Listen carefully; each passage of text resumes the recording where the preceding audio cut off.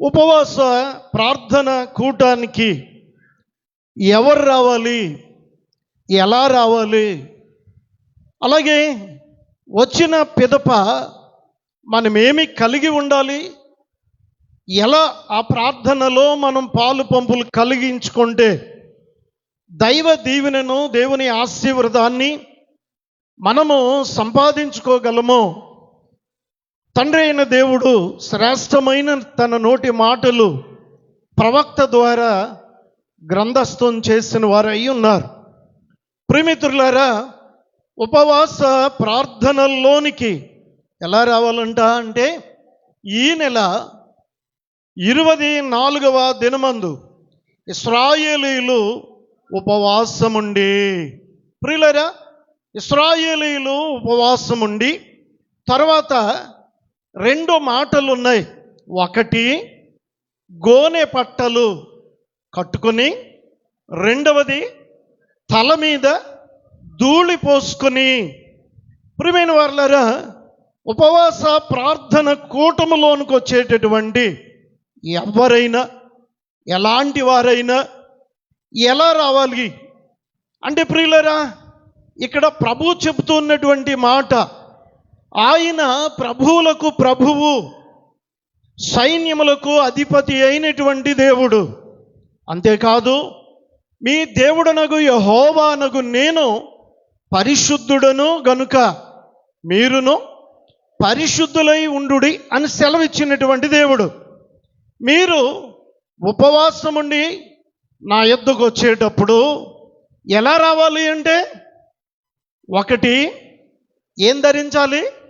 గోనె పట్ట ధరించాలి. అలాగని చెప్పారనుకో, ఈ మందిరంలోనికి ఎవరైనా వస్తారా? చెప్పండి, వస్తారా? రారు. సరే, ఈ గోనె పట్ట ధరించుట మనకేమి నేర్పిస్తుంది? దీని ద్వారా దేవుడు మనకేమి బోధపరచనై ఉన్నారు? ఏ సంగతులను మనకు తెలియచేయనై ఉన్నారు? ప్రియమైన వారులారా, ఒక చిన్న ప్రశ్న. గోనె పట్ట అంటే ఏంటి? గోనె సంచి. సింపుల్గా మనం చెప్పాలంటే ఏంటండి? గోనె సంచి. గోనె సంచి ఎక్కడ ఉంటుంది? ఇంట్లో ఉంటుందా, ఇంటి బయట ఉంటుందా? అమ్మా, ఒక్క మాటలో చెప్పారు, ఇంటి బయట ఉంటుందండి. ఎక్కడ ఉంటుంది? ఇంటి బయట ఉంటుంది. కనుక ఈ గోనె పట్టకు విలువ ఉందా, విలువ లేదా? అమ్మా, విలువ లేదు. ఎంత చక్కగా చెప్పారో, మంచిది.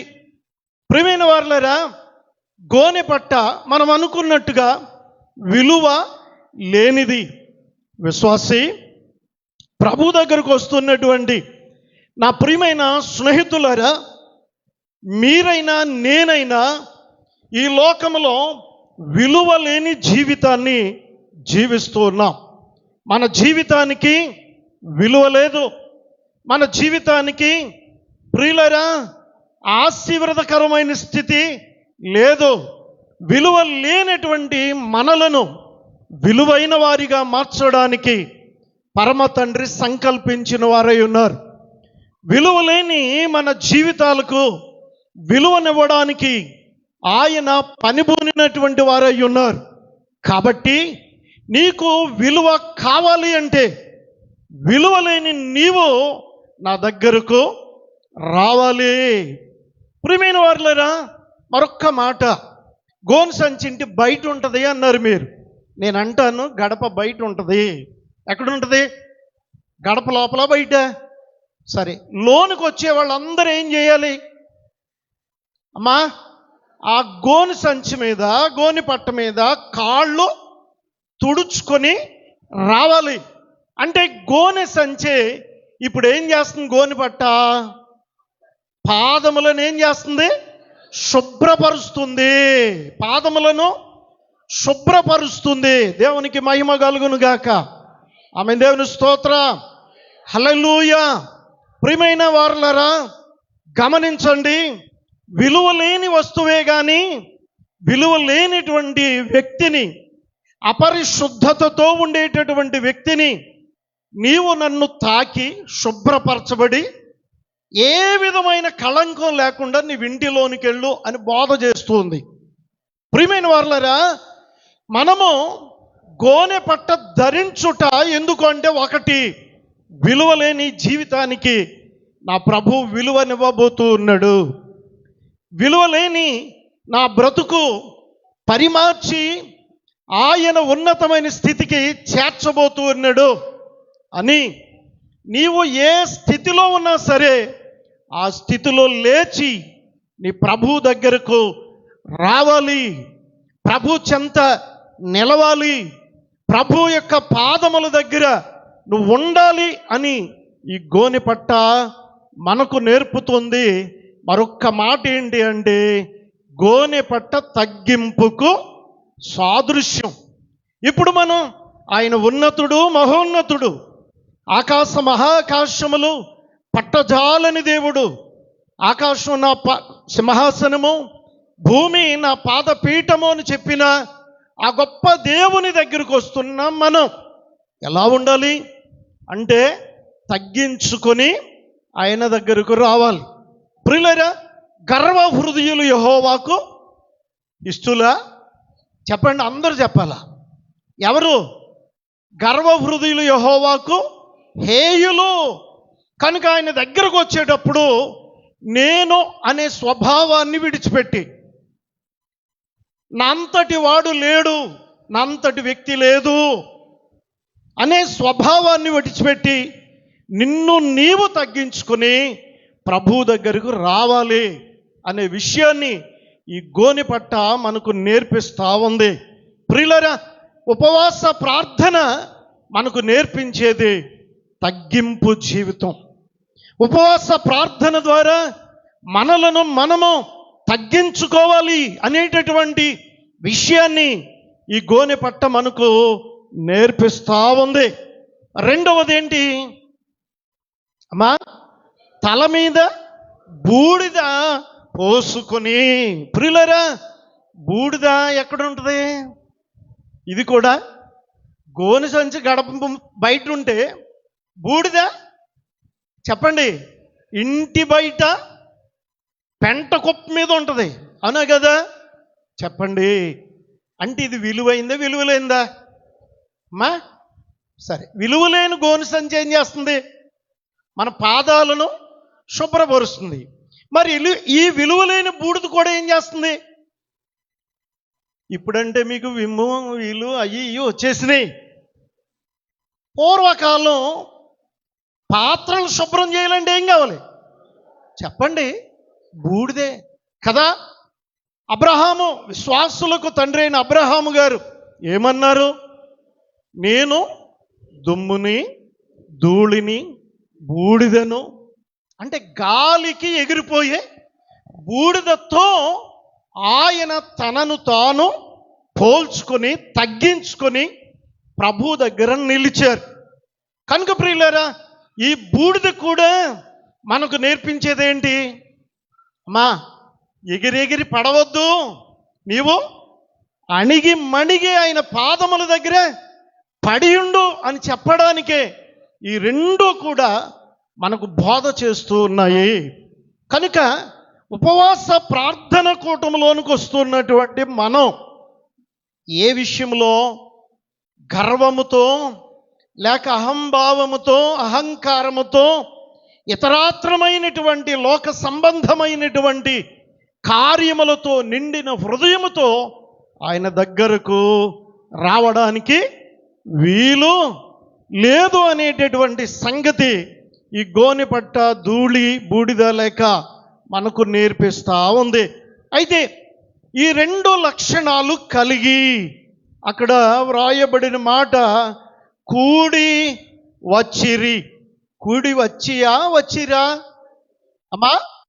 ఇది బహువచనమా ఏకవచనమా చెప్పండి? బహువచనం. ఇప్పుడు ఉపవాస ప్రార్థన కూటంలోనికి ఎలా రావాలి నీవు? ఆనాడు ఇశ్రాయేలీయులు కూడి వచ్చిరి.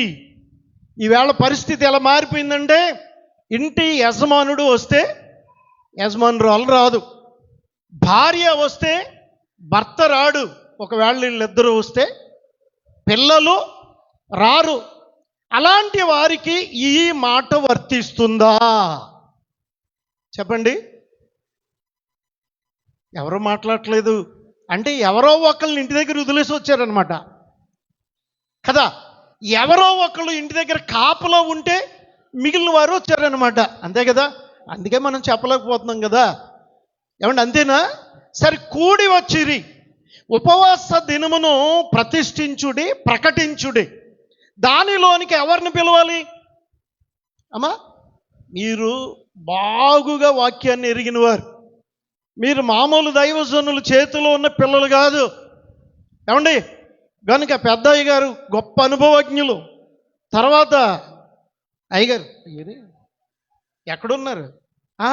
నాన్నగారు సుజీవరాజు అయ్యగారు, ఆ తర్వాత ఇది 3వ తరం. కనుక అనుభవం కలిగిన దైవజనుని చేత స్థాపించబడినటువంటి మరి మీరు మామూలు వాక్య అనుభవం కలిగిన వాళ్ళ. అందుకే చెప్పాలి వెంటనే ఎవరిని పిలవాలి? పిల్లలను, పెద్దలను, ఇంకా కడకు స్తన్యపానము చేసే అందరినీ కూడా, అధికారులను కూడా ఉపవాస ప్రార్థనలోనికి పిలవమని వాక్యం బోధిస్తూ ఉంది. కనుక ప్రియమైన వారులారా, ఒక్కళ్ళిద్దరు వచ్చేది కాదు ఉపవాస ప్రార్థన. ప్రార్థన ఒక్కళ్ళు వచ్చినా పర్వాలేదు, అది నీ అవసరం తీర్చుకోవడానికి, నీ అక్కర ప్రభుతో చెప్పుకోవడానికి వస్తున్నావు. నువ్వు ఇద్దరు రాకపోయినా పర్వాలేదు ప్రార్థన చేసుకోవడానికి. ఇది ఉపవాస ప్రార్థన. ఎవరు రావాలి? కుటుంబమంతా కూడి రావాలి. కుటుంబమంతా వస్తేనే కూడి వచ్చిరి అనే మాటకు సరిపోతుంది. ప్రియమైన వారులారా, ఉపవాస ప్రార్థన కూటములోనికి ఇశ్రాయేలీయులు కుటుంబములుగా కూడి వచ్చారు. ఈ దినమున ఉపవాస ప్రార్థన కూటములోనికి మనం ఎలా కూడి రావాలి? చెప్పండి. మాట్లాడలేదేటండి అమ్మా? కుటుంబములుగా కూడి రావాలి. ప్రియమైన వారులారా, మనం గమనించినట్లయితే మరి అపోస్తుల కార్యాల గ్రంథం 10వ అధ్యాయంలో ఓ భక్తుడు ఉన్నాడు. ఆయన పేరేంటి? కొర్నేలి. ప్రియులారా, ఆయన శతాధిపతి అయినప్పటికీ కూడా ఆయన ఎలా ఆరాధిస్తున్నాడంట? తన ఇంటి వారందరితో కూడా దేవుని, చెప్పండి, దేవుని యందు భయభక్తులు కలిగి. ప్రియమైన దేవుని పిల్లలారా, తన ఇంటి వారందరితో భయభక్తులు కలిగిన వాడు కొర్నేలి. మరి మన పరిస్థితి ఏంటి? మన పరిస్థితి ఏంటి? మన ఇంటిలో ఉన్న వారందరూ దేవుని యందు భయభక్తులు కలిగి ఉన్నామా? మనందరము ఆయన యందు భయము కలిగి ఉన్నామా? ఆయన యందు విశ్వాసము కలిగి ఉన్నామా? ఆయన యందు వేరు పారేటటువంటి స్థితిలో మనం ఉన్నామా? మన కుటుంబం, ప్రియులారా, ఉపవాస ప్రార్థన కుటుంబాన్ని బలపరిచేది. ఉపవాస ప్రార్థన కుటుంబములో ఉన్న చిక్కులను పరిహారము చేసేది. ఉపవాస ప్రార్థన కుటుంబములో ఉన్న అనైక్యతను తొలగించేది. ఉపవాస ప్రార్థన కుటుంబమును ఐక్యతగా నివసింప చేయగలిగింది. దేవునికి మహిమ కలుగును గాక. ఆమేన్. ప్రియమైన దేవుని వారులారా, గమనించండి, అలాంటి ఉపవాస ప్రార్థన కూటములోనికి మనం కూడి వచ్చేవారిగా ఉన్నామా, లేక ఒంటరిగా వచ్చేవాళ్ళగా మనం ఉన్నామా? ఎలా ఉన్నాం? ప్రార్థన పద్ధతులు, ప్రార్థన విధానాలు దైవజనులు మనకు ఎన్నో నేర్పించారు. బైబిల్ గ్రంథములో ఉన్నవే దైవజనుడు మనకు నేర్పించినటువంటి వారై ఉన్నారు. వాటిని మనము అనుసరిస్తూ ఉన్నామా? వాటిని మనము అవలంబిస్తూ ఉన్నామా? వాటి చొప్పున మన జీవితాన్ని మార్చుకోగలుగుతున్నామా? ప్రియమైన దేవుని పిల్లలారా, ఈ నెహెమ్యా గ్రంథములో మొదటి మాట కూడి వచ్చుట. ఏంటండి? కూడి వచ్చుట. ప్రియులరా, ఇక్కడ ఉపవాస ప్రార్థనకు తరువాత అలాగే ఉపవాస ప్రార్థనకు మాత్రమే కాదు, ఆరాధనకు, సమస్తమైన దైవ భక్తిని అలవరిచేటటువంటి ప్రతి కార్యక్రమానికి కూడా మనము కుటుంబములతో కూడి వచ్చేటటువంటి వారమై ఉండాలి అనేటటువంటి భక్తి విధానాన్ని ఉపవాస ప్రార్థన మనకు ఖచ్చితంగా నేర్పిస్తూ ఉన్నది. రెండో మాటను మనము చూద్దాం, కాస్త ముందుకు వెళదాం.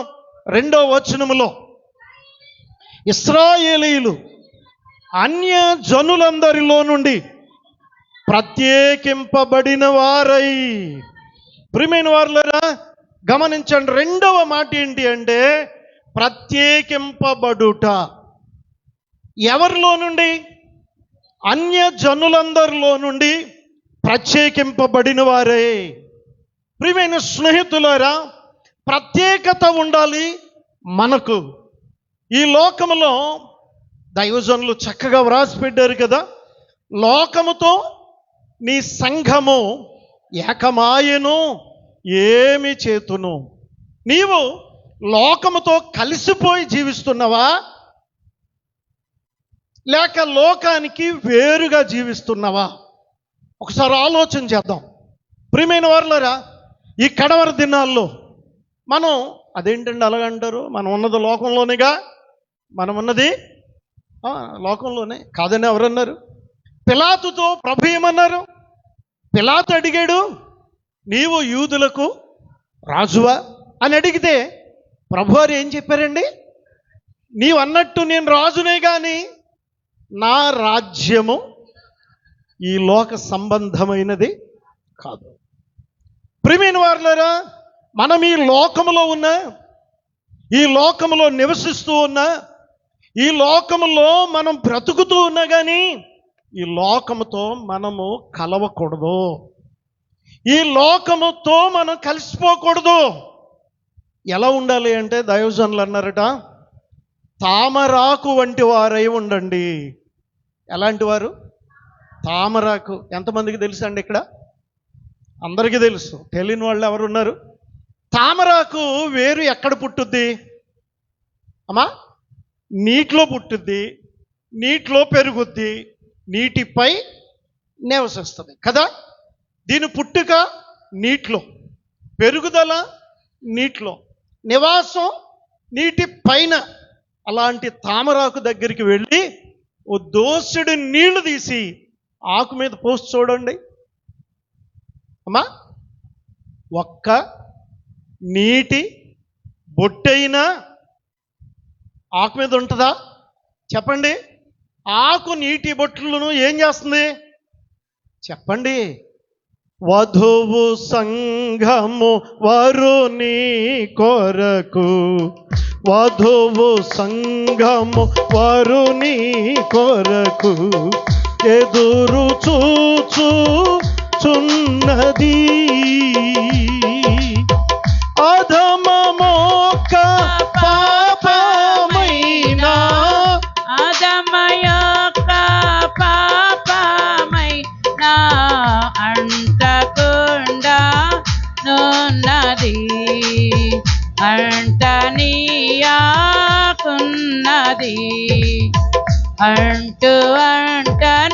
అంటనుచున్నది. వధువు సంఘము వరుని కొరకు ఎదురు చూచుచున్నది.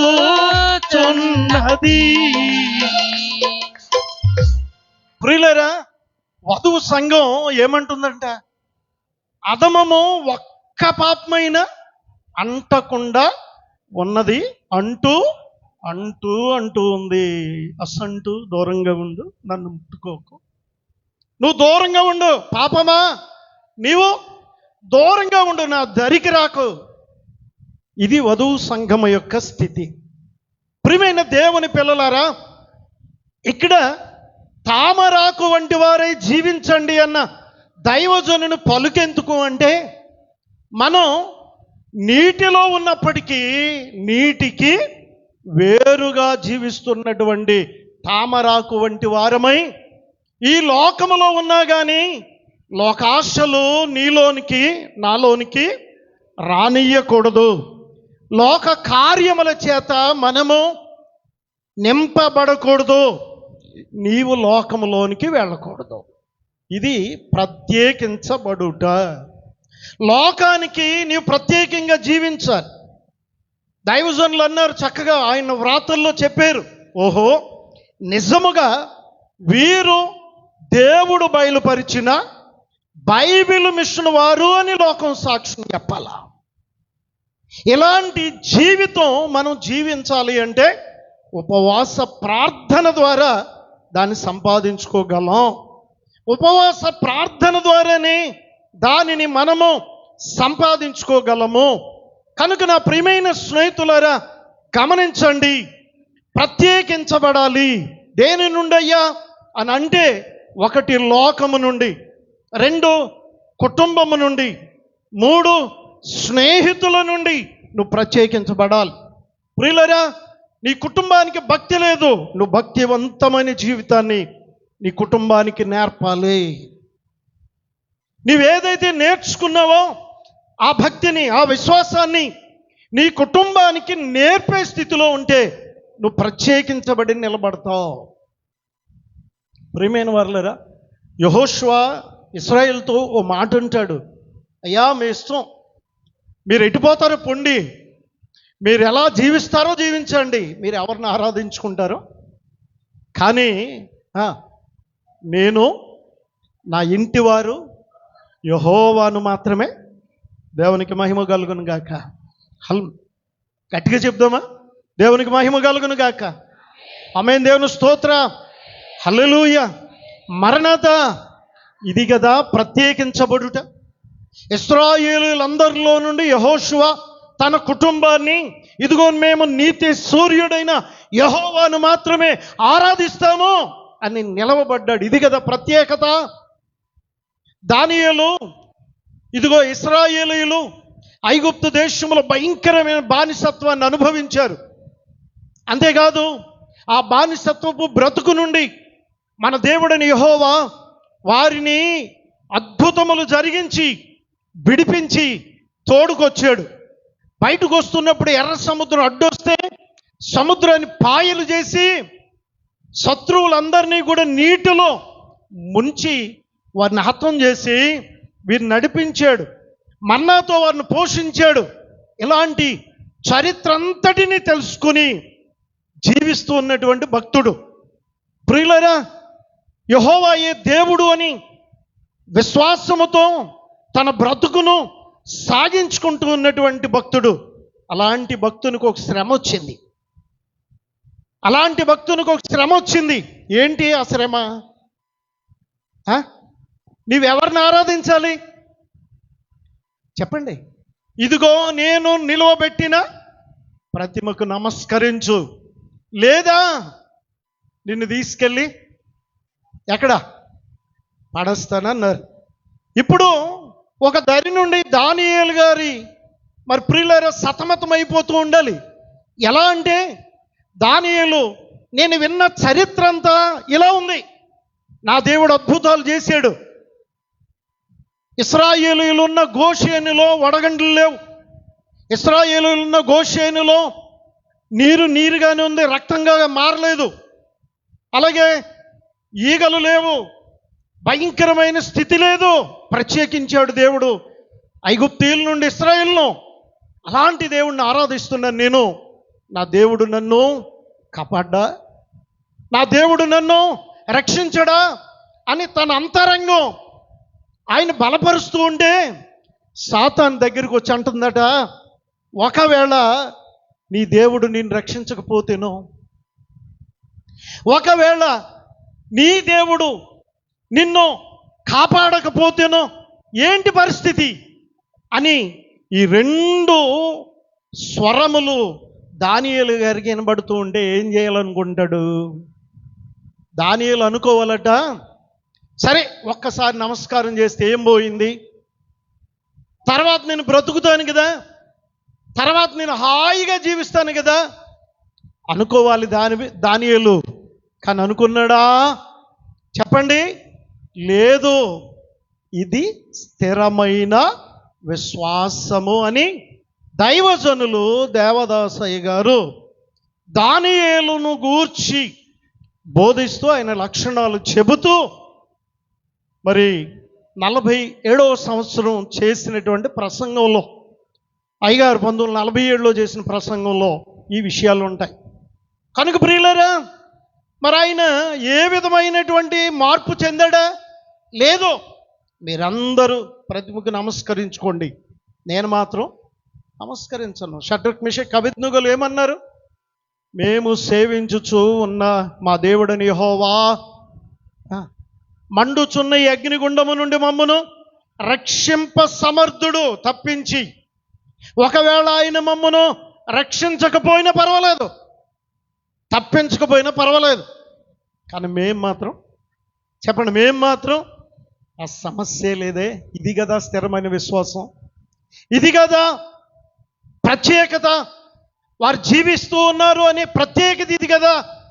నీ ప్రత్యేకత ఏమై ఉంది?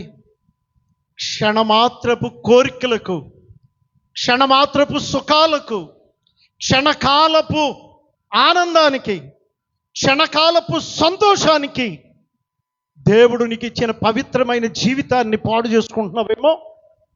దేవుడు నీకు ఇచ్చిన శ్రేష్టమైన జీవితాన్ని నాశనం చేసుకుంటున్నావేమో. ఒకసారి ఆలోచించండి యవనస్తులారా, ప్రియమైన దేవుని పిల్లలారా. క్షణకాలపు సంతోషానికి ఈ శ్రేష్టమైన దేహాన్ని, ఈ శ్రేష్టమైన జీవితాన్ని మనం పాడు చేసుకుంటున్నాం. అది ప్రత్యేకత కానే కాదు.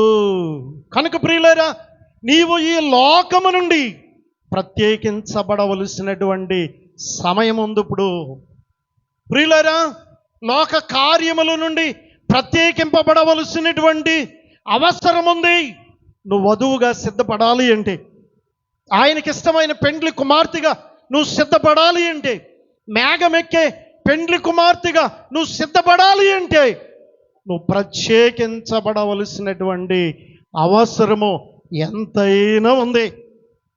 ప్రియమైన వారులారా, మరి ఓ చక్కటి పాట ఉంది, ప్రత్యేకమైన దానను నేను ప్రత్యేకమైన దానను. ఏంటి ప్రత్యేకత అంటే, ప్రియమైన వారులారా, యెరూషలేము కుమార్తెలందరిలో కంటే ఒక ఆవిడ ఉంది, ప్రత్యేకమైన ఆవిడ. ఎవరు? షూలమ్మతి. ఈమె ఎవరు? ప్రభువు చేత నా ప్రియురాలు అని పిలవబడినటువంటి కన్యక. నీవు ఈ లోకములో ఎందరో ఉన్నా నిన్ను ప్రభు అలా పిలవగలుగుతున్నాడా? పిలిస్తే అది ప్రత్యేకత. ఎన్నో మిషనులు ఉన్నవి భూమిలో, ఎన్నో మిషనులు. చప్పట్లు కొడుతూ పాడదాం. సన్నిధి నేర్పిన సద్గురువెవరు, సన్నిధి నేర్పిన సద్గురువెవరు, సన్నిధి పరుడగు ఈ గురువే, సన్నిధి పరుడగు ఈ గురువే. బైబిలు మిషను నాయకుడు, కలువరి నాదుని ప్రియ సుతుడు, ఆదరు దేవదాసు. ప్రియమైన వారులారా, 1948వ సంవత్సరంలో దైవజనుడు బైబిల్ మిషన్ను 1938 జనవరి 31వ తారీఖున బైబిల్ మిషన్ బయలుపరచబడినటువంటి సమయమందు దైవజనులు ప్రభుతో అన్నారంట, ప్రభా, నేను వృద్ధుడును, నేను బలహీనుడను, నేను ధనము లేనివాడిని. నాకు ఈ బైబిల్ మిషన్ అప్పగిస్తే నేను ఎట్లా చేయగలను? నాకంటే జ్ఞానము కలిగిన వారు, నాకంటే యవనస్తులు ఎందరో ఉన్నారు. ఒక్క దినములో భారతదేశమంతా బైబిల్ మిషన్ను వ్యాప్తి చేయగలిగిన వారు, వారికి బైబిల్ మిషన్ బయలుపరచు ప్రభువా అని అయ్యగారు ప్రార్థన చేశారట. అప్పుడు అయ్యగారితో ప్రభువు చెప్పిన మాట, నీకు బయలుపరచుట నాకు ఇష్టం. ఎందరో ఉన్నారు జ్ఞానవంతులు, కానీ ఎవరికి ఈ భాగ్యం లేదు, ఎవరికి అంటే ఓ మారుమూల గ్రామంలో పుట్టి పెరిగిన ఓ దైవజనునికి, ప్రియమైన వారులారా, ఎవ్వరూ లేని దైవజనుడు. ఎవరనున్నారా? తండ్రి లేరు, తల్లి లేరు, తోబుట్టువులు లేరు, ఒంటరిగా ఉన్నవాడు. చూసారా, అలాంటి వ్యక్తిని దైవజనుడుగా ప్రభు ఎన్నుకొని బైబిల్ మిషన్ను అందించారే. ఒకవేళ నీవు, నాకెవరున్నారు, నాకు జ్ఞానం లేదు, నన్ను ఆదరించేవారు లేరు, నన్ను ఆదుకునేవారు లేరు, నాకు సలహాలు ఇచ్చేవారు లేరు, నన్ను ప్రేమించేవారు లేరు, నేను ఏకాకిని అని అనుకుంటున్నావేమో. దైవజనుని ఎన్నుకున్న దేవుడు నిన్ను ఎన్నుకోబోతూ ఉన్నాడు. దైవజనుని కోరుకున్న దేవుడు నిన్ను ఈ ఉపవాస ప్రార్థనల ద్వారా కోరుకుంటూ ఉన్నాడు. దైవజనుని ప్రతిష్ఠించిన దేవుడు ఈ దినమున నిన్ను ప్రతిష్ఠింపబోతూ ఉన్నాడు. ఎప్పుడయ్యా అంటే ప్రత్యేకమైన జీవితాన్ని నువ్వు జీవించగలిగినప్పుడు, ప్రత్యేకమైనటువంటి స్థితిని నీవు కలిగి ఉన్నప్పుడు ఆయన నిన్ను కోరుకుంటాడు, ఆయన నిన్ను చేరుకుంటాడు, ఆయన కౌగిటిలోనికి చేర్చుకుంటాడు. ఆయన నిన్ను తన ఆత్మతో నింపి ప్రతిష్ఠించి వాడుకుంటాడు. దేవునికి మహిమ కలుగును గాక. ఈ ఉపవాస ప్రార్థనల్లోనికి వచ్చిన దైవ జనాంగమా, మొదటి మాట ఏంటి అమ్మా? తగ్గింపు కదా. రెండో మాట ఏంటి అమ్మా? కూడి వచ్చుట. ఈ మూడో మాట ఏంటి చెప్పండి అమ్మా? ప్రత్యేకింపబడుట. ప్రియమైన వారులారా, ప్రత్యేకించబడి మనం ఏం చేయాలి? అక్కడ వ్రాయబడిన మాట ఏంటో తెలుసా? ప్రత్యేకింపబడిన వారై ఏం చేశారట? నిలవబడ్డారు. ఆగండి, నిలవబడ్డారు. నిలవబడుట అనే మాట స్థిరత్వాన్ని మనకు నేర్పిస్తూ ఉంది. నిలవబడుట అనే మాట స్థిరత్వాన్ని మనకు బోధిస్తూ ఉంది. ప్రియమైన వారులారా, స్థిరత్వం అంటే ఏంటి? నువ్వెక్కడ అడుగు పెట్టావో అక్కడే జీవితాన్ని కొనసాగించాలి. చావైనా బ్రతుకైనా ఎవరితో? ఆయనతోనే. పౌలు గారు ఏమంటారు? అమ్మా, బ్రతుకుట మేలు, చావు అయితే ఇంకా మేలు కదా.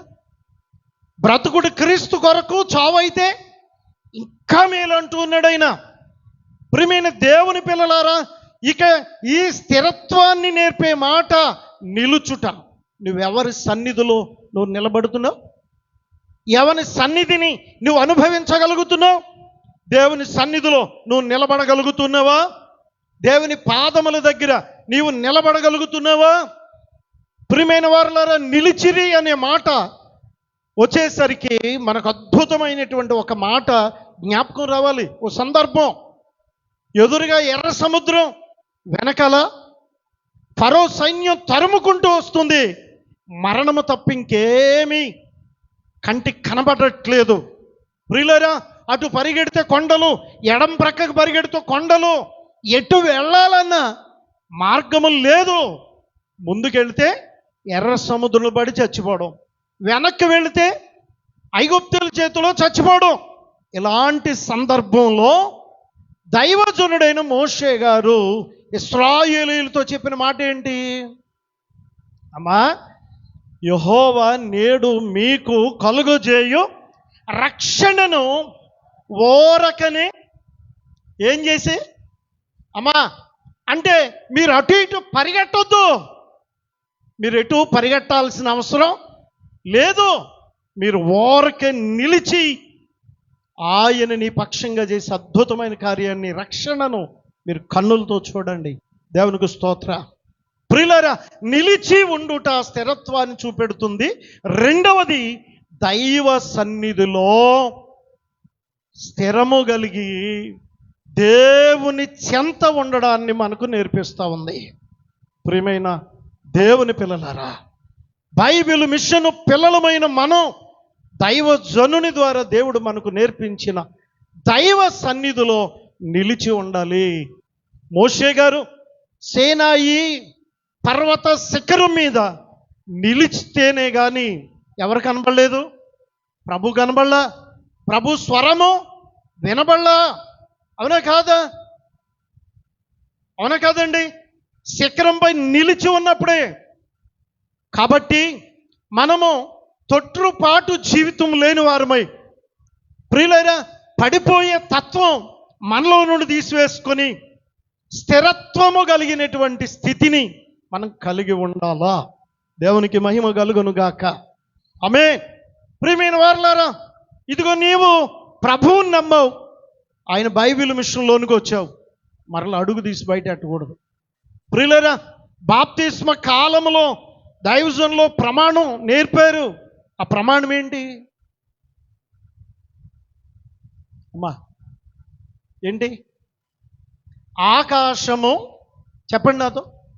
ఆకాశము ఏం చెప్పిందే చెప్పండి. ఆకాశము అగ్గైన, భూమి బుగ్గైన దేవుడు బయలుపరిచిన బైబిల్ మిషన్ను నేను విడిచి వెళ్ళిపోను. నిన్ను బైబిల్ మిషన్కు దూరం చేయాలని, బైబిల్ మిషన్లో ఉన్న సన్నిధి అనుభవానికి దూరం చేయాలని సాతానుడు నీ హృదయానికి గలిబిలి కలిగించి దూరం చేయడానికి ప్రయత్నం చేస్తూ ఉంటాడు. నువ్వు ఎలాగైనా బ్రతకొచ్చు, పర్వాలేదు. నువ్వు ఎలాగైనా జీవించవచ్చు, పర్వాలేదు. శనివారం వరకు నీ ఇష్టం వచ్చినట్టుండు, కానీ ఆదివారం ఆరాధనకు వచ్చే చాలు, పర్వాలేదు అనేటటువంటి స్థితి, ఆలోచన విధానాన్ని సాతాను ప్రవేశపెడుతూ ఉంటాడు. అది కాదు, అది స్థిరం కాదు, అది కాదు నిలిచే పరిస్థితి. కనుక ప్రియులారా, ఇదిగో కొన్ని చిన్నాట్లు కోపగించేసి దైవజనుడి మీద కోపగించి అలిగి మందిరానికి దూరం అయిపోయే వాళ్ళు ఉంటారు. ఇది నిలవడం అంటారా అండి? చెప్పండి, ఇది నిలవడమా? కాదు. కనుక శ్రమలలో, శోధనలో, ఇబ్బందుల్లో, ఇరుకులో, ప్రతి విధమైనటువంటి కీడులో నీవు పట్టుకున్న కొమ్మ నరుక్కోకు. నువ్వు పట్టుకున్నటువంటి ప్రభువును విడిచిపెట్టకు. నువ్వు పట్టుకున్నటువంటి బైబిల్ మిషను సన్నిధి అనుభవాన్ని విడిచిపెట్టకు. నా ప్రియమైన దేవుని పిల్లలారా, ఆ రీతిగా మనము కూడి వచ్చి ఆయన సన్నిధిలో నిలవబడవలసినటువంటి వారమై ఉన్నాము. నాలుగో విషయం ఏంటి అంటే, వారు ఏం చేస్తున్నారయ్యా అని మనం ఆలోచిస్తే, ప్రియమైన వారులారా, 3వ వచనంలో, మరియు వారు ఒక జాము సేపు తామున్న చోటనే నిలువబడి తమ దేవుడిని యెహోవా ధర్మశాస్త్ర గ్రంథమును చదువుచు వచ్చిరి. ఏం చేస్తున్నారు? నువ్వు స్థిరంగా నిలుచుంటే సరిపోదు. మరి ఏం చేయాలి చెప్పండి? ఏం చేయాలి? దేవుని వాక్యాన్ని 1 చదవాలి, 2 దేవుని వాక్యాన్ని వినాలి, 3 దేవుని వాక్యాన్ని నేర్చుకోవాలి, 4 దేవుని వాక్యానుసారంగా జీవించాలి. ఇది కదా ప్రత్యేకించబడుట. ప్రియమైన దేవుని పిల్లలారా, ఆరాధనకు వెళుతున్నాం, దేవుడిని ఆరాధిస్తున్నాం, లేక స్తుతిస్తున్నాం, ఆత్మావేశముతో మరి ఆరాధిస్తున్నాం అంటే సరిపోతుందా అంటే లేదు లేదు లేదు. అది వాక్యానుసారమైన ఆరాధనగా ఉండాలి. అది వాక్యానుసారమైనటువంటి భక్తి జీవితాన్ని మనము నేర్చుకునేటట్లుగా ఉండాలి. ఈ ఉపవాస ప్రార్థన పండుగలు మనకేం నేర్పిస్తున్నాయి అంటే, నిన్ను నన్ను వాక్యమయున్న దేవుని దగ్గరకు చేర్చి, వాక్యమయున్న దేవుని చెంత నిలిపి, వాక్యము ద్వారా మనలను బలపరుచు ప్రార్థనా కూటాలై ఉన్నాయి. దేవునికి మహిమ కలుగును గాక. ప్రియమైన వారులారా, ఆది యందు వాక్యం ఉండెను, వాక్యము దేవుని యొద్ద ఉండెను, ఆ వాక్యము దేవుడై ఉండెను. ప్రియులారా, ఇప్పుడు నీవు వాక్యాన్ని చదువుతున్నావు అంటే ఎవరిని చదువుతున్నావు? యేసయ్యను చదువుతున్నావు. వాక్యాన్ని నేర్చుకుంటున్నావు అంటే ఎవరు నేర్చుకుంటున్నావు? యేసయ్యను. అంటే యేసయ్య లోకంలో ఎలా జీవించారో అది నేర్చుకోవాలా. ఆయన మనకు విడిచిపోయిన ఆ మార్గాన్ని మనం అనుసరించాలంటే నేర్చుకోవాలి ప్రియులారా. మనకంటే ముందు మన పితరులైన వారు, మన పెద్దలైన వారు ఓ మంచి మార్గాన్ని మనకు ప్రబోధించి నేర్పి వాళ్ళు వెళ్ళిపోయారు. కనుక వారి విశ్వాస జీవితాన్ని అనుసరించి నడుచుకోమని హెబ్రీ పత్రికలో పౌలు భక్తుడు సంఘానికి తెలియజేయలేదా? కనుక ప్రియమైన వారులారా, మన పితరులను మనం అనుసరించాలి, ప్రవక్తలను మనం అనుసరించాలి. వాక్యము లేకుండా భక్తి లేదు, వాక్యము లేకుండా విశ్వాసము అబ్బదు, వాక్యము లేకుండా వ్యాధులు తొలగిపోవు, వాక్యము లేకుండా పాప క్షమాపణ దొరకదు. అన్నిటికీ మూలం దేవుని వాక్యం, అన్నిటికీ మూలం దేవుని వాక్యం. కాబట్టి ఎంతసేపు అంటండి వాళ్ళు? అమ్మా చెప్పండి, జాము సేపు అంటే ఎంత సమయం అండి అమ్మా? ఒక రాత్రికి ఎన్ని జాములు? 4 3 అంటే ఒక రాత్రికి ఎన్ని గంటలు అమ్మా? 12 గంటలు కదా. ఈ 12 4 భాగాలు చేయండి. ఎన్ని? 4 గంటల 4 4 ఎంత అంటే మనం ఎక్స్ట్రా 28 గంటలు చేయాల్సి వస్తుంది అప్పుడు రోజుకి. మా ఎన్ని? 3 గంటలు. బహుశా మనం ఈ ఉపవాస కూటంలో మహా వింటే గంటన్నర వాక్యం వింటారేమో, అంతేనా? కానీ ఇశ్రాయేలీయులు ఎంతసేపు దేవుని వాక్యాన్ని ధ్యానించారు? కేవలము దేవుని వాక్యాన్ని 3 గంటలు ధ్యానం చేశారు. కేవలం వాక్యాన్ని 3 గంటల సేపు నేర్చుకున్నారు. ఎందుకు అంటే కీర్తనకారుడు దావీదు అంటాడు, నీ వాక్యము నా పాదములకు. ఎందుకో తెలుసా? ప్రభా, మా పితరులు నిన్ను విడిచి, నీ మార్గాన్ని విడిచి వేరైపోయారు, తొలగిపోయారు, పాపములోనికి వెళ్ళిపోయారు, పాప జీవితంలోనికి వెళ్ళిపోయారు. కాబట్టి మేము మరలా తిరిగి నీ యొద్దకు రావాలనుకుంటున్నాం, మరలా నీ మార్గములో మేము నడవాలనుకుంటున్నాం, మరలా నీ జీవ మార్గములో మేము ప్రయాణం చేయాలనుకుంటున్నాం. కాబట్టి ఆ జీవ మార్గములో మేము నడవాలి అంటే మాకు నేర్పేది ఏంటి? నీ వాక్యము ద్వారా మేము ఎలా నడవాలో మాకు నేర్పించండి అయ్యా. నీ వాక్యము ద్వారా మేము నిన్ను ఎలా ఆరాధించాలో నేర్పించండి అయ్యా.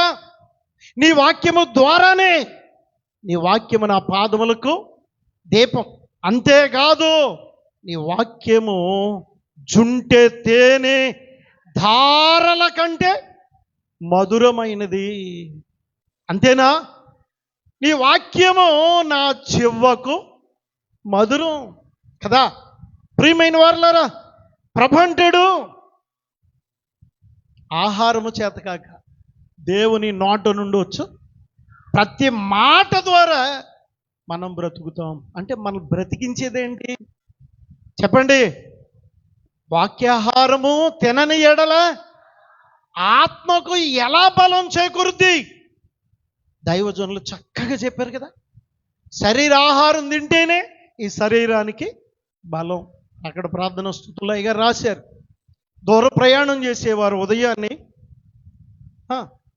కాఫీ, టిఫిను, మధ్యాహ్నం భోజనం, మరలా 4 గంటలకి మరలా కాఫీ, లేకపోతే ఏదో ఒకటి, ఏ స్నాక్స్ ఏదో ఒకటి కదా.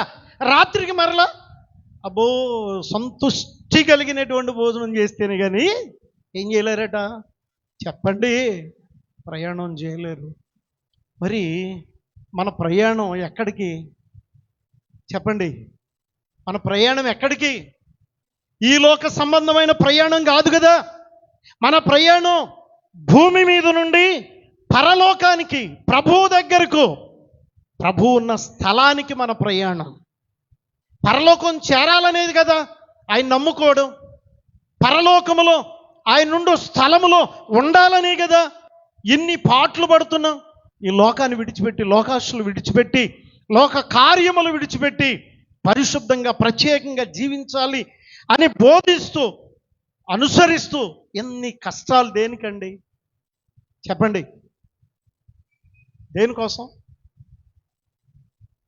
అక్కడికి వెళ్ళాలని కదా. ఈ ప్రయాణంలో మన ప్రయాణం బాగా జరగాలంటే మనకు కూడా ఏం కావాలా చెప్పండి? మన ఆత్మకు బలం ఉండాలి. మన ఆత్మ బలపరచబడాలి. దేని ద్వారా? వాక్యము ద్వారా. అలాంటి నీ ఆత్మను బలపరిచే వాక్యానికి నువ్వెంత ప్రాధాన్యత ఇవ్వగలుగుతున్నావు? నిన్ను పవిత్రముగా ఈ లోకములో నిలిపే దేవుని వాక్యానికి నువ్వెంత ప్రాముఖ్యత ఇవ్వగలుగుతూ ఉన్నావు? నిన్ను పరిశుద్ధముగా నిలిపే దేవుని వాక్యానికి నువ్వెంత ప్రాముఖ్యత ఇవ్వగలుగుతున్నావు? అంతేకాదు, నా బాధలలో అదే నాకు నెమ్మదినిచ్చేది. దేవుని యొక్క వాక్యము నీ బాధల్లో నెమ్మదిచ్చేది. నీ శ్రమలలో, నీ ఇబ్బందుల్లో, ప్రతి విధమైనటువంటి కీడు సమయంలో దేవుని వాక్యమే కదా నెమ్మదినిచ్చేది. చాలా భయంకరమైన శ్రమలో ఉన్నానండి, ప్రార్థన చేస్తున్నాను. దేవుడు తన వాక్యం ద్వారా నాతో ఎంతమంది ఈ సాక్ష్యం చెప్పగలుగుతున్నారు? ఇలాంటి సందర్భం ఎంతమంది ఎదుర్కొన్నారు? బాధలందున బోధ చేయుచు నాదుడు నీ నాదుడగుచుండే. బాధలందున బోధ నాదుడుని నాదుడగుచుండెన్. శోధనలంగల్ చుటక ప్రభువే, శోధనలంగల్ చుటక ప్రభువే, ఆధారమై ధైర్యమై శౌర్యమై యుండు. ఆధారమై ధైర్యమై శౌర్యమై యుండు. ఎందుకింత చింతను దేదవు, వైద్యుడు లేనాట్లు ఎందుకింత చింతను దేదవు. మనం అనుకుంటున్నామా? చాలా దుఃఖంతో ఉన్నప్పుడు, చాలా వేదంతో ఉన్నప్పుడు ఎవరైనా వచ్చి ఆదరిస్తారేమో, ఎవరైనా వచ్చి ధైర్యపరుస్తారేమో అని అనుకుంటున్నప్పుడు, ఎవ్వరు దగ్గరికి రానప్పుడు, ఎవరు మనలను పట్టించుకున్నప్పుడు, ఏకాకిగా ఉన్నప్పుడు, ఏ ఆలోచన రానప్పుడు, అయ్యో ఎందుకు ఈ జీవితం, నాకెవరున్నారు, ఎవ్వరు కూడా నా దరికి చేరట్లేదు, నేనేం చెయ్యాలి, ఇక నా బ్రతుకింతే అని నువ్వు దిగాలు పడిపోతూ ఉన్నటువంటి సమయంలో దేవుడు నీకు కనబడి తన వాక్యము ద్వారా నీతో మాట్లాడబోతూ ఉన్నాడు. తన వాక్యము ద్వారా నిన్ను బలపరుస్తూ ఉన్నాడు. తన వాక్యము ద్వారా నిన్ను ధైర్యపరచనయ్యున్నాడు. అలాంటి వాక్యాన్ని నీవు ధ్యానం చేస్తున్నారా? ఇటువంటి వాక్యాన్ని క్రమం తప్పకుండా చదువుతున్నారా? ఎంతమంది బైబిల్ క్రమం తప్పకుండా చదువుతున్నారు? చేతులు ఎత్తొద్దు. ఎవరి మట్టుకు వాళ్ళే ప్రశ్న వేసుకోండి అంతరంగంలో, ప్రభువా నేను క్రమం తప్పకుండా బైబిల్ చదువుతున్నానా? క్రమం తప్పకుండా నీ వాక్యాన్ని నేర్చుకోగలుగుతున్నానా? దైవజనులు అన్నారట, ఉపవాస ప్రార్థనలో ప్రకటన గ్రంథాన్ని మోకాళ్ళ మీద ఉండి తప్పకుండా చదవండి అన్నారట. వాక్యాన్ని ఏం చేయాలి? మోకరించి చదవాలి. ప్రకటన గ్రంథం దైవజనులు చెప్పారు. అయితే వాక్యాన్ని మనం చదవడానికి ప్రాధాన్యత ఇవ్వగలుగుతూ ఉన్నామా? ఒకప్పుడు మా జీవితంలో లేదు నాయనా, ఒకప్పుడు మా జీవితంలో లేదు, మా పూర్వీకులు మా పెద్దల జీవితంలో లేదు, అందుకే వారు దారి తప్పి తొలగిపోయారు. మేము ఇలా నాశనం అయిపోయాం, కనుక మాకు ఆ జీవితం వద్దు, మేము మరలా నీ దగ్గరకు వచ్చాం, నీ దగ్గర ప్రత్యేకించబడి నిలబడ్డాం, తగ్గించుకొని నీ దగ్గరకు వచ్చాం.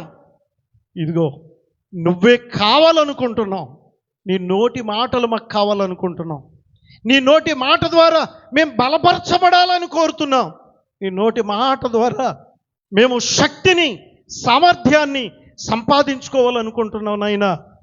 గనుక నీ వాక్యాన్ని చదువుతున్నాం అని జాము సేపు దేవుని వాక్యాన్ని వారు చదువుతూ వచ్చారు.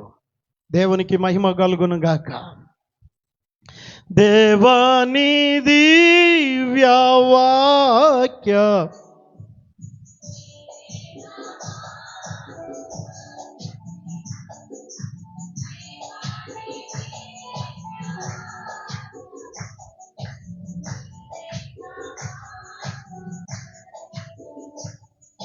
హల్లెలూయా హల్లెలూయా.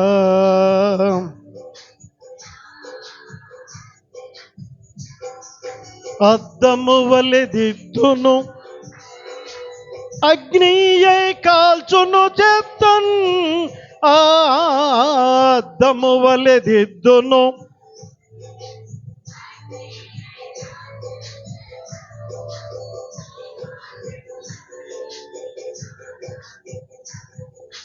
నీ వాక్యము వివరించి మా లోటును యుమా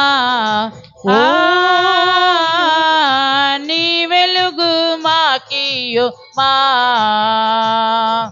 దేవాని దివ్య వాక్యము నీవిగా మాకు దొరికెను. చాలండి. సంఘారాధన కార్యక్రమంలో వాక్య పఠనైన తరువాత దైవజనులు మనకు నేర్పిన ప్రార్థన ఏంటి? వాక్యమును గూర్చిన ప్రార్థన ఏంటండి?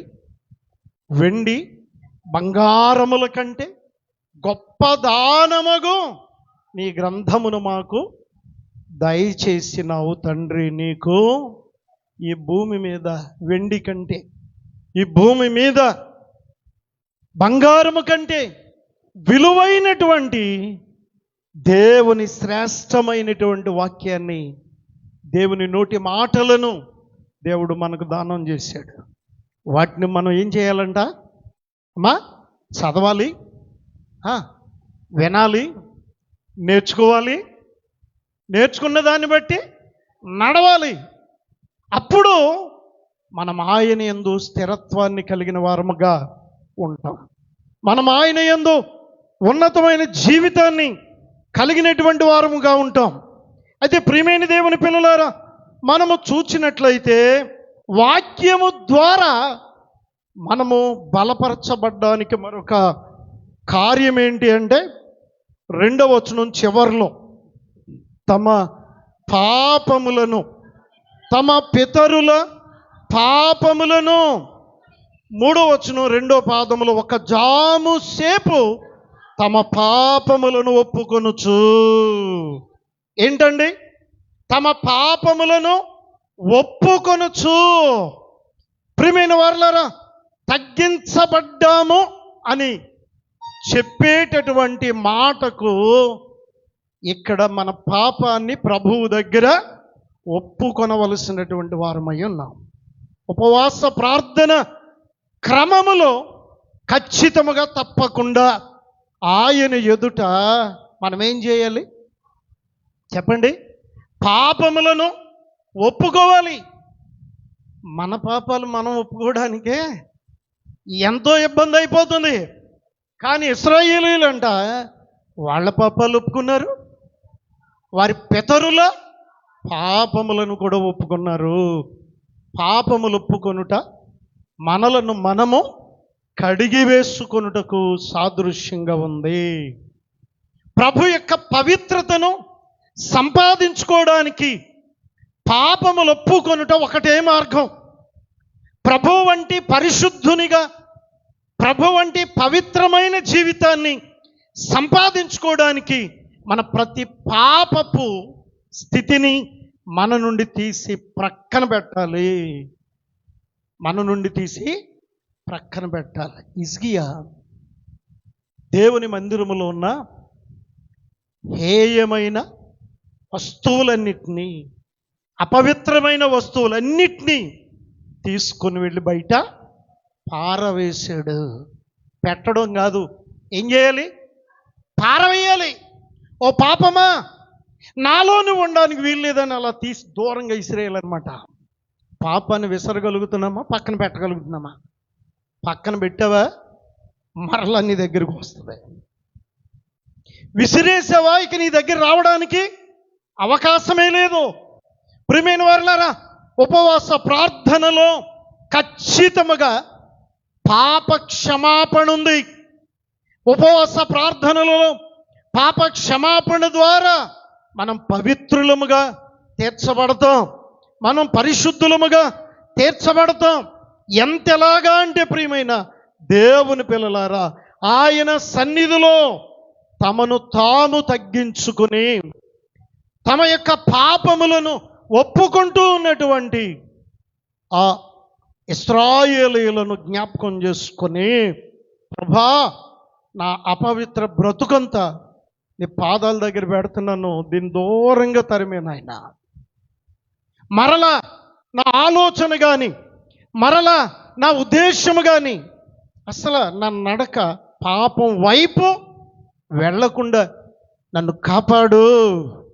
ప్రియమైన దేవుని పిల్లలారా, గమనించండి, ఇక్కడ పాపములు ఒప్పుకోవాలి, ఖచ్చితంగా ఒప్పుకోవాలి. పాపం ఒప్పుకోవడానికి సిగ్గుపడకూడదు. ప్రభు ఎదుట మనలను మనం తగ్గించుకొని పవిత్రపరచుకోవడానికి. ఎందుకంటే యెషయా గ్రంథంలో ప్రభువు చెప్పారు, మిమ్మును మీరు కడుక్కోండి. 1వ అధ్యాయం 14-15 వచనాలు మనం చూస్తే, మిమ్మును మీరు కడుక్కోండి. ఎందుకంటే మీరు నా దగ్గరికి తిరిగినప్పుడు, వచ్చినప్పుడు, నీ చేతులు చాపినప్పుడు నేను మిమ్మల్ని చూడను. కారణం ఏంటో తెలుసా? మీ చేతులు రక్తంతో, పాపముతో నింపబడి ఉన్నాయి. కాబట్టి మర్యాదగా వెళ్ళి మిమ్మల్ని మీరు కడుక్కొని శుభ్రం చేసుకున్న దగ్గరికి రండి అంటున్నాడు. మన వల్ల కావట్లా. మట్టి పట్టింది పాదాలు కడిగేస్తాం, చెమట పట్టింది శరీరాన్ని కడుగుతాం, అన్నీ సులువుగా ఉన్నాయి. కానీ దీన్ని కడగడం చాలా కష్టంగా ఉంది. పాపం ఎక్కడ అంటుకుంటుంది చెప్పండి? హృదయానికి అంటుకునే ఓ గొప్ప భయంకరమైన రోగం ఇది. కనుక శరీరాన్ని కడగలేమో మనిషి, కానీ హృదయాన్ని కడగలేడు. కనుక ప్రియమైన వారులారా, కడుక్కోవడం మన చేతనవ్వట్లేదు కాబట్టి, మనలను మనము శుద్ధి చేసుకోలేకపోతున్నాం కాబట్టి, మనల్ని కడగడానికి ఆయనే నరరూపధారిగా భూలోకానికి వచ్చాడు. ఆయనే తన రక్తమును చిందించి మనలను శుద్ధి చేశాడు. యోహాను 1వ పత్రిక 1వ అధ్యాయం 7వ వచనములో, తన్నెందరు అంగీకరించరో వారందరూ ప్రియమైన వారులారా ఆయన యందు బలపరచబడవలసిన వారై ఉన్నారని, ఆయన యందు ఒక శ్రేష్టమైన జీవితం కలిగిన వారై ఉండాలని, ఆ 1వ యోహాను పత్రిక 1వ అధ్యాయం 7వ వచనములో, ఆయన వెలుగులో నడిచిన ప్రకారం మనమును వెలుగులో నడిచిన ఎడల అన్యోన్య సహవాసము కలిగిన వారమై ఉందమో, అప్పుడు ఆయన కుమారుడిని యేసు రక్తం ప్రతి పాపము నుండి మనలను. ఇప్పుడు కడుక్కోవడం మన వల్ల అవట్లా. పాపం మన దేహాన్ని, మన హృదయాన్ని, మన అంతరంగాన్ని విడిచి పోవడానికి మన చేతనవట్లా. కాబట్టి మనలను కడగడానికి దేవుడే మానవునిగా భూలోకానికి దిగొచ్చాడు. ఆయన నరరూపధారిగా భూలోకానికి దిగివచ్చి, వదకు తేబడిన గొర్రెగా ఈ భూలోకానికి వచ్చి ఆయన చిందించిన యవ్వన రక్తముతో మనందరి పాపములను కడిగినాడు, పవిత్రపరిచినాడు, పరిశుద్ధపరిచినాడు. ఈ విశ్వాసాన్ని కలిగించేది ఉపవాస ప్రార్థన మాత్రమే. ఉపవాస ప్రార్థనలోనే నేను కడగబడ్డాను నా ప్రభు రక్తముతో అనే ఒక గొప్ప విశ్వాసాన్ని, నమ్మకాన్ని నువ్వు సంపాదించుకోగలవు. ఉపవాస ప్రార్థన నీకు పాప క్షమాపణ కలిగింది అనేటటువంటి విషయాన్ని నీకు నేర్పించేదై ఉంది. ప్రియులారా, ఇక 5వదిగా మనం చూసినట్లయితే ఆ 3వ వచనం చివరిలో దేవుడని యెహోవాకు నమస్కారము చేయుచు ఉన్నారు. ఇక నువ్వు బలపరచబడ్డావు గనుక, నీ పాపం క్షమించబడింది గనుక, పవిత్రమైన జీవితాన్ని ప్రభునికి ఇచ్చాడు గనుక ఇప్పుడు నువ్వు ఎవరికి నమస్కరించాలి? ఆయనకు మాత్రమే నమస్కరించే వ్యక్తిగా ఉండాలి. నమస్కరించాలి అంటే దైవజనులు చెప్పిన మాట మనస్కరించాలి. ముందు నీ మనస్సు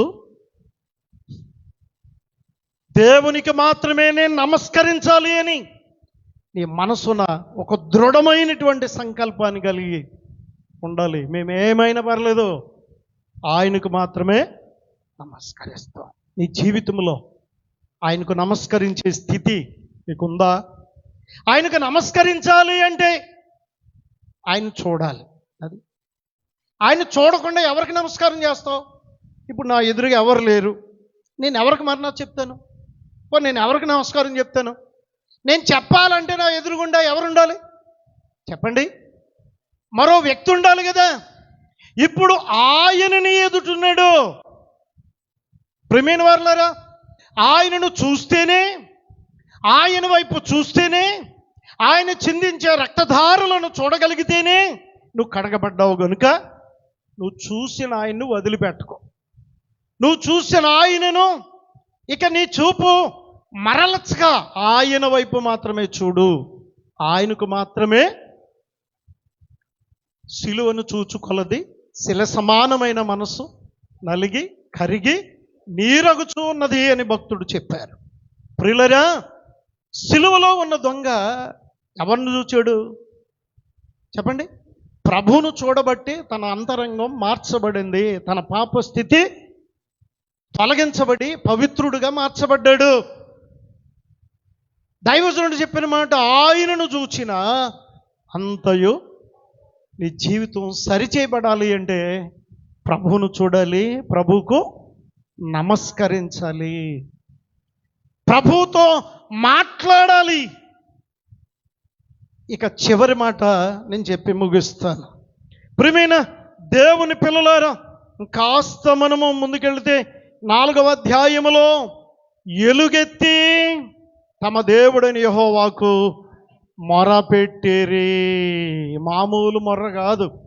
ఉపవాస ప్రార్థనలోనికి వస్తే మొరపెట్టడం ఏంటో నేర్చుకుంటాం. ఉపవాస ప్రార్థనలో నిలిస్తే మొరపెట్టడం ఏంటో తెలుస్తుంది. ప్రార్థన వేరు, మొర్ర వేరు. ప్రార్థన మన అవసరాలు తీరుస్తుంది. మొర్ర దేవునిని మన దగ్గరకు తీసుకొస్తుంది. దేవుణ్ణి మన దగ్గరకు తీసుకొని వచ్చేది మొర్ర. నిర్గమాకాండం 3వ అధ్యాయంలో ఏముంది? వారు పెట్టిన మొర నా యొద్దకు కాబట్టి నేను పాలు తేనెలు ప్రవహించు అంటే సింపుల్గా చెప్తున్నా, పాలు తేనెలు ప్రవహించు కనాను దేశానికి వారిని నడిపించడానికి దిగి వచ్చి ఉన్నాను. దేవునికి స్తోత్రం. చప్పట్లు కూడా దేవుని మహిమపరుద్దాం. ఇశ్రాయేలీయులు ప్రార్థన చేస్తే దేవుడు రాలా. ఏం చేస్తూ వచ్చాడు? మొర పెడితే దిగి వచ్చాడు.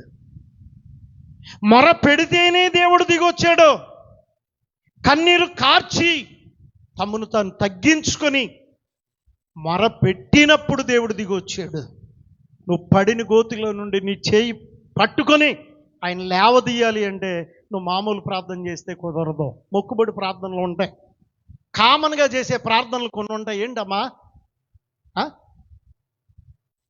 అల్లారు మోగింది, ఎంతో ఖచ్చితంగా 4 గంటలు మోకరించేయలేనాయి, 3:45కి అల్లారం పెట్టేసుకున్నావు, అది మోగుతానే ఉంది. మనకి మెలకు వచ్చినట్టుగా ఉంది. ఈ లోపల 5:30 అయిపోయింది, తొందరగా తెల్లారిపోతుంది కదా. ఇప్పుడు వాళ్ళు వీళ్ళు వాకలు తుడుస్తున్న శబ్దం వినబడింది. తుల్లి పళ్ళెగిసి ఏం చేస్తావు ఇప్పుడు? ప్రార్థన మోకరింతావా? అమ్మా గొప్పలే మోకరింతారా?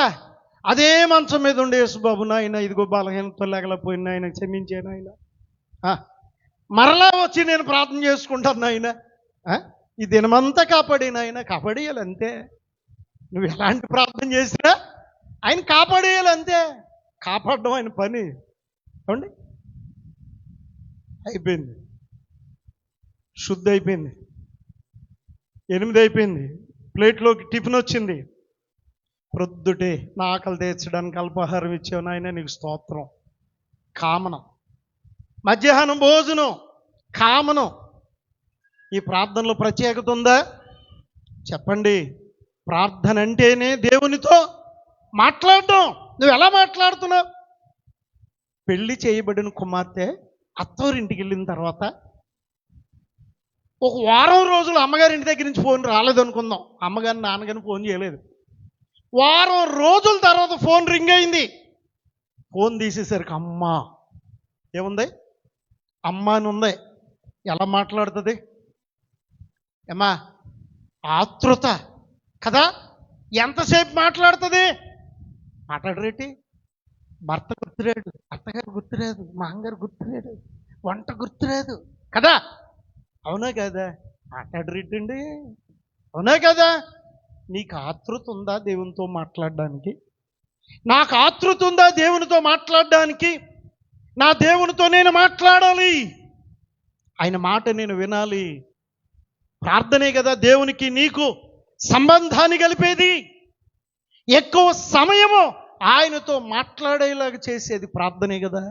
మొక్కుబడి ప్రార్థనలు ఆయన దగ్గర మనల్ని నిలబెట్టవు. మొర్ర పెట్టగలిగితే నీవు ఆయన దగ్గర ఉంటావు, ఆయన నీ దగ్గర ఉంటాడు. మనకు మత్తయి సువార్త 7:7 గుర్తు వస్తుంది మోకరించగానే కదా. అడుగుడి అంతే, ఇదే గుర్తు వచ్చేది. అడగమన్నావు కాబట్టి అడుగుతున్నాను, లేకపోతే నేను అడగను. ఆయన అడగమన్నాడు కాబట్టి. అందుకని యోహాను సువార్త 15:7 ఎందుకు గుర్తులేదు? అక్కడ ఆయన చక్కగా చెప్పాడు కదా, అది గుర్తురాదు మనకి. మీరు నా యందును నా మాటలు మీ యందు నిలిచి ఉంటే అడగండి అన్నాడు ఆయన. అది గుర్తురాదు మనకి మోకరించగానే, ఇది గుర్తు వచ్చేస్తుంది కదా. అది మార్చే పద్ధతిని నేర్పేది ఉపవాస ప్రార్థన. కనుక మనం ఆయనలో నిలవబెట్టి మనలను, ఆయన వాక్యాన్ని మనలో నిలవబెట్టి ఆయనతో సహవాసం ఎలా చేయాలో నేర్పించేది ఉపవాస ప్రార్థన లేక దైవ సన్నిధి. కనుక నా ప్రియమైన దేవుని పిల్లలారా, వారు మొరపెడుతున్నారు. ఇప్పుడు నువ్వు మొరపెడుతున్నావా? నేను చాలా ప్రార్థన చేస్తున్నానండి, దేవుడు నా ప్రార్థన ఆలకించట్లేదు. దేవుడు చెప్తున్నాడు, నువ్వు మొరపెడితే నేను ఖచ్చితంగా నీ దగ్గరికి దిగి వస్తాను. నువ్వు మొరపెట్టు, నీ మొర నేను ఆలకిస్తాను. నువ్వు ప్రార్థన చేసే వ్యక్తిగా ఉన్నావా, మొరపెట్టే వ్యక్తిగా ఉన్నావా? దైవజనుడు మనకు మొరపెట్టడం నేర్పారు, మొరపెట్టగలిగినటువంటి విధానాన్ని నేర్పారు, మొరపెట్టేటటువంటి పద్ధతి నేర్పారు. మొరపెడితేనే పెండ్లి కుమార్తె రూపాన్ని సంపాదించుకోగలము అని నిరుకు తెలిపారు.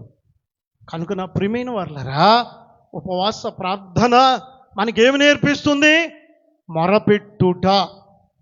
వారే పెండ్లి కుమార్తెగా సిద్ధపడగలరు, వారే వధువు సంఘముగా సిద్ధపడి మేఘము ఎక్కగలరు.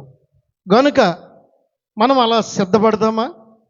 మనం ఆ రీతిగా సిద్ధపడి మేఘం ఎక్కుతామనేటటువంటి ఆలోచన, ఎక్కగలను అనేటటువంటి విశ్వాసం మీకుందా? అలా ఎక్కాలి అంటే మనం మొరపెట్టేటటువంటి వారమై ఉండాలి. దేవునికి మహిమ కలుగును గాక. ఆమేన్. గనుక నేను మొరపెడతాను, నేను దేవునికి విజ్ఞాపన చేస్తాను. అంత మాత్రమే కాదు, ఆయన నా మనవి మొర్ర ఆలకించే వరకు మొరపెడతాను, ఆయన దిగి వచ్చే వరకు మొరపెడతాను, నా చేయి పట్టుకునే వరకు మొరపెడతాను, నన్ను తన రూపంలో మార్చుకునే వరకు మొరపెడతాను, ఆయన నేను కోరుకున్నది ఇచ్చే వరకు మొరపెడతాను అనే తీర్మానం కలిగితే దేవునికి ప్రార్థన చేసుకొని ముగించుకుందాం. మోకరించగలిగిన వారు మోకరించండి, లేని వాళ్ళు నిలవబడండి. చల్లనైనది నీ ప్రేమ నా హృదయాన్ని